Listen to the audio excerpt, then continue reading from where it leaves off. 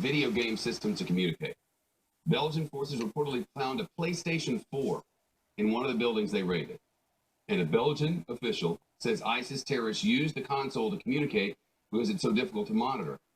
Peter Tran is senior director of RSA Intelligence, which calls itself one of the largest worldwide cyber defense security firms. Thank you. Thank you. This vision of radicals and barbarians sitting around talking to each other on PlayStation is nauseating. There's no way to get in and hear them and to be able to decide when they're just one-upping and bigfooting each other in a game and when they're talking about annihilation. Well, it's really important now to shift beyond a myopic view of just consoles that you need to have access to and encryption. It's way beyond that of internet being used as a larger medium of communication for ISIS, not only for spreading their ideology, but to leverage sheer scale and speed over social mediums, Facebook, Twitter, Snapchat, Instagram, Vine, you name it. The sheer scale by which they can spread and plan on open channels is where we should shift our thinking, our approach. So we need to be paying attention to those delivery systems which we can access and not worry about the PlayStation 4s or the WhatsApps that we have a hard time seeing through. That's just one aspect. So you're absolutely right, Jeff.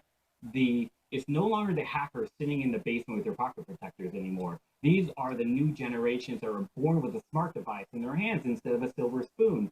So they know the language that they need to communicate over open channels, that we need to look for pattern recognitions, profile, relationship, the type of communication like virtual dead drops to the scale of billions of connections over the open World Wide Web. We can't tell people stop using WhatsApp. We can't tell them, no, we got to dismantle WhatsApp. We have to dismantle PlayStation 4s. As long as those things are available and as long as law enforcement can't see through them, how in the world are we ever going to get a leg up here? Is there a way that regular people don't understand? Oh, they're absolutely. So the shift in thinking, the shift in approach, we're beyond looking at phone taps and looking at keywords.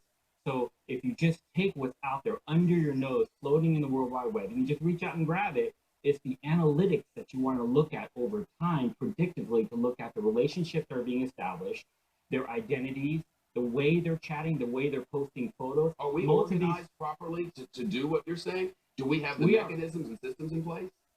We are not yet.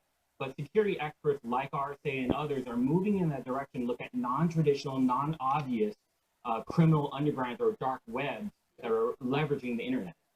And is that a process that can move along with some expedience now? I mean, we're out of time. You know, they're talking about hitting Washington. We got people scared to death all over the place. You know, on that front, they're winning. It's a fundamental shift in focus. The technology is there. It's the approach and the execution by which we need to shift this with a certain amount of exigency that will get us to where we need to focus our security analysts, our investigators. Peter Tran with things I don't understand. Peter, thank you. Ahead, the latest airstrikes in